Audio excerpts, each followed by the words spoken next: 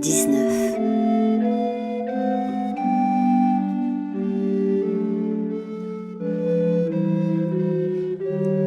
La Villa Lorenziana.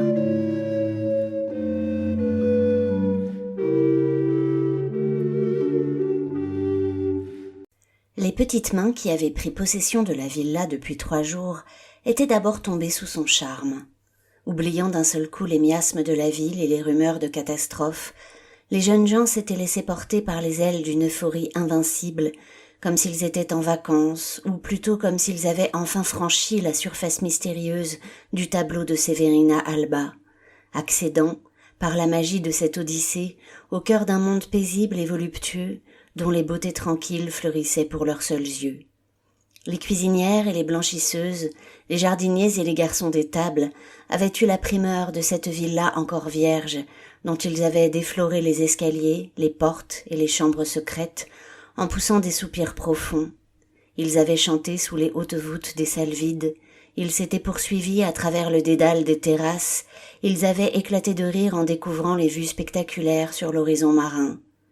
Le plaisir qui les inondait, qui jouait sur leurs nerfs comme sur des cordes tendues, les rendait plus sensibles. Ils se disaient que si les aristocrates avaient été là, ils n'auraient peut-être pas été libres de vivre cette expérience unique. La villa, trop grande pour leur petit nombre, trop précieuse pour leurs modestes conditions, était un cadeau inespéré que leur faisait l'existence, et ils le reçurent avec une ferveur religieuse. La première nuit fut agitée de désirs extravagants, travaillée d'une poussée de sève et de vie comme ils n'en avaient jamais connu. Mais le deuxième jour, alors que les nécessités du travail sortaient péniblement du lourd sommeil magique où elles avaient reposé, la réalité se rappela à eux aussi d'une autre manière. Ils se mirent à sentir la présence du volcan. Ce grand corps, comme une lune capricieuse, parfois pleine, parfois nulle, parfois voilée, exerçait cependant toujours son irrésistible attraction. Insensiblement, les petites mains cessèrent de dire le zoccolo pour glisser vers l'usage exclusif du mot dragone. Si au départ ce mot avait désigné la seule excroissance rocheuse qui s'accrochait au sommet, et dont on voyait bien d'ici toute la monstruosité, il devint rapidement par une irrémédiable métonymie le nom du volcan tout entier. Le dragone, c'était le nom de cette masse immobile traversée de mouvements souterrains, c'était le nom de l'événement qui planait dans le ciel de leur imagination, c'était le nom du danger, du feu, de la fatalité et de la mort. Le dragone avait un ventre caverneux, un sang épais et brûlant, une haleine fétide. Ses os craquaient formidablement et l'on devinait, sans les voir, des membres colossaux lentement dépliés, une échine qui se tendait vers le ciel, une gueule prête à s'ouvrir. La villa était nichée contre ses flancs, et il en était à la fois l'ange gardien et l'exterminateur.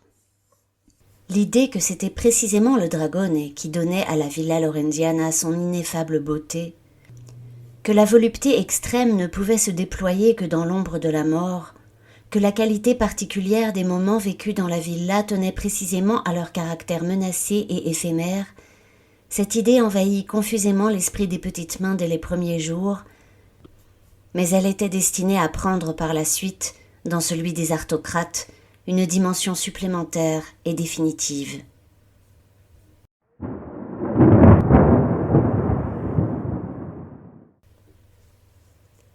Dans ce lieu vierge où toutes les règles étaient à fixer, les petites mains s'adressèrent naturellement à Lazzaro Calbi dès qu'elles l'aperçurent à la villa. Il fallait prendre des décisions, organiser des travaux, dresser des listes de priorités, et le consigliere représentait dans cette révolution totale un astre fixe, un point cardinal autour duquel tout pouvait à nouveau s'orienter. L'habitude et la fonction, comme de vieux habits dont les plis avaient pris un caractère permanent, le maintenaient dans une position à laquelle il n'avait même pas besoin de réfléchir et préformait ses mouvements. Il eut une vive conscience de l'absurdité de la tâche qu'il endossait, mais ne l'endossa pas moins avec son habileté habituelle. Il se rendit compte assez vite que le mouvement et l'activité lui offraient une bouffée d'oxygène et desserraient un peu le nœud coulant qui lui étreignait la gorge. Tandis qu'il réfléchissait à la distribution des chambres, à la gestion des stocks de nourriture ou au problème épineux de l'absence de monte-charge dans cette villa qui s'étageait sur 6 niveaux, Tandis qu'il réglait des différends et attribuait à chacun des tâches, des secteurs et des jours de repos, il ne pensait ni à sa mère, ni à Lorenza, ni à la mort. La vie, avec ses nécessités triviales, avait cette capacité de tenir la mort à distance, de la contenir, de la différer indéfiniment. Le danger était imminent et non immédiat. Dans cet intervalle subtil, on pouvait vivre presque confortablement. Car en attendant, ne fallait-il pas manger, nettoyer et prévoir? Les premières journées du Consigliere ne furent ainsi dédiées ni à la mélancolie du temps, ni à la contemplation du lieu. La beauté de la villa l'atteignait bien sûr par fulgurance, et des bouffées de rage le prenaient quand il voyait rôder Corrado toujours collé à ses basques.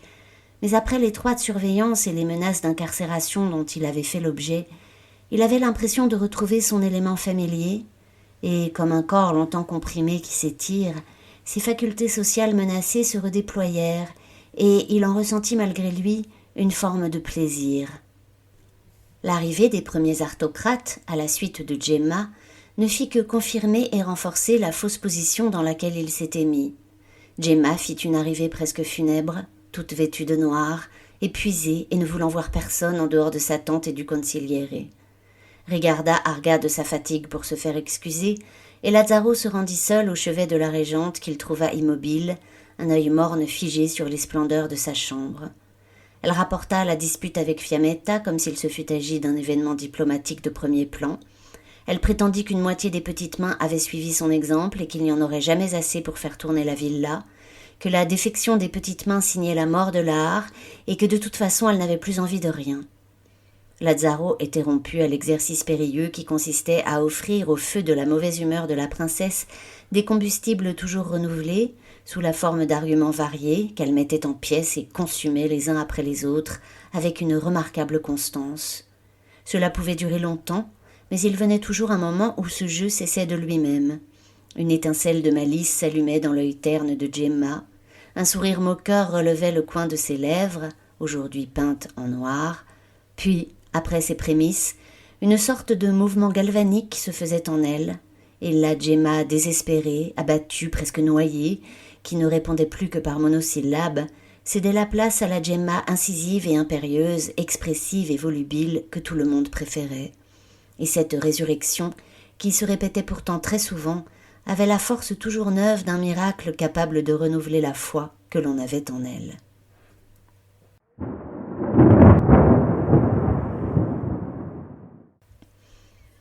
Rigarda avait décidé qu'elle s'attacherait à protéger et à aider Lucrezia, et que cette obligation serait la seule et l'unique qu'elle accepterait. Il était hors de question qu'elle se mêlât aux extravagances et à l'agitation de Gemma, hors de question qu'elle participât de quelque manière que ce fût à une activité artistique, hors de question aussi qu'on la consultât sur quelque sujet que ce fût. Elle était venue pour faire une digne fin, et ne perdait pas cet objectif de vue. Elle se saisit, à son arrivée, de la suite la plus excentrée et la plus calme, dans laquelle elle fit installer un deuxième lit princier pour la fillette. Située au rez-de-chaussée de la villa, cette chambre donnait directement sur le sentier que les petites mains appelaient déjà le chemin de ronde, bien qu'aucun chemin ne pût techniquement faire le tour de cette villa construite à flanc de montagne. Le chemin de ronde desservait les multiples accès de plain-pied et se prolongeait jusqu'au sentier principal qui préexistait à la villa et qui divaguait dans les hauteurs au bord d'à-pics impressionnants à travers les pins et les rochers avant de redescendre vers la plaine ou de remonter vers le sommet. Rigarda s'y installa avec Lucrezia, fit main basse sur une bonne provision de livres, de papier, d'encre, de fruits et de bougies, puis elle installa ses affaires et celles de l'enfant, déballa sa viole, qu'elle couvrit de son dais noir, et s'appliqua dès lors à faire oublier son existence à tout le monde. Lucrezia se satisfit de cette discrétion, et surtout de cette porte, ouverte sur l'extérieur, qu'elle avait le droit d'emprunter à toute heure du jour et de la nuit. Dormir aux côtés de la dottoressa n'avait rien d'effrayant.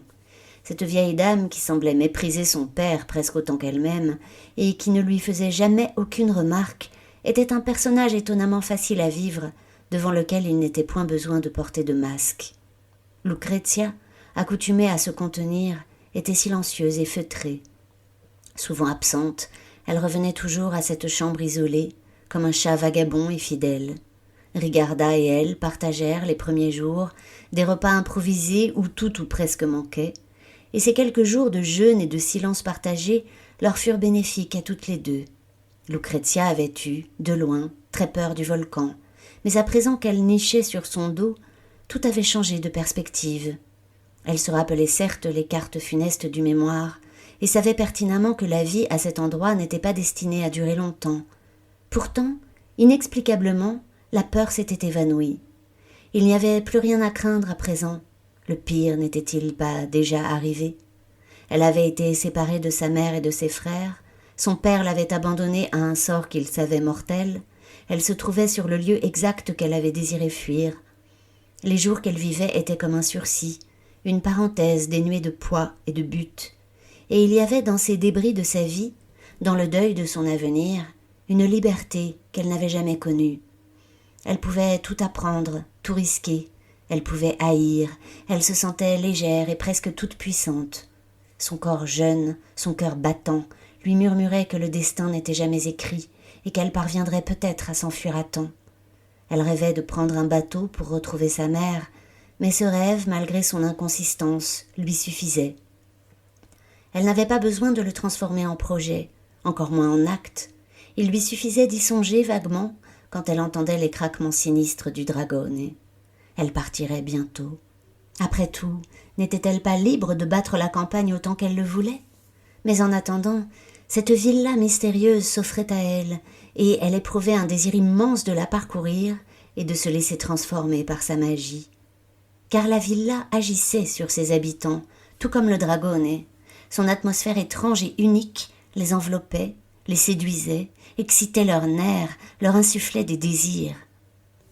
Au début, Lucrezia se promena sur les sentiers et dans les jardins, puis, insensiblement, elle se rapprocha du cœur du bâtiment, du centre de la cour et de sa tente.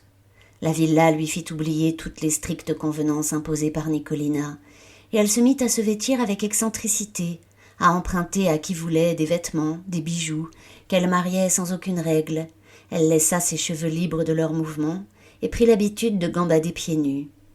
Lucrezia l'intranquille devint rapidement la princesse sauvage.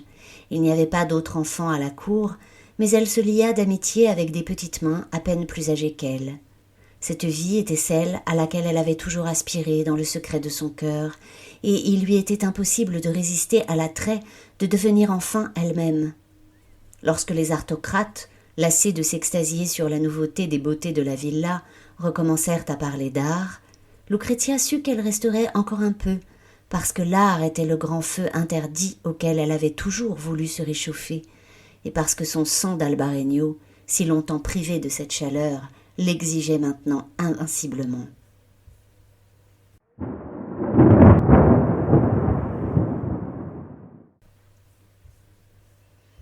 La grosse centaine d'aristocrates qui arrivèrent avec ou juste après Gemma ressentirent presque tous le même sentiment après avoir visité la villa.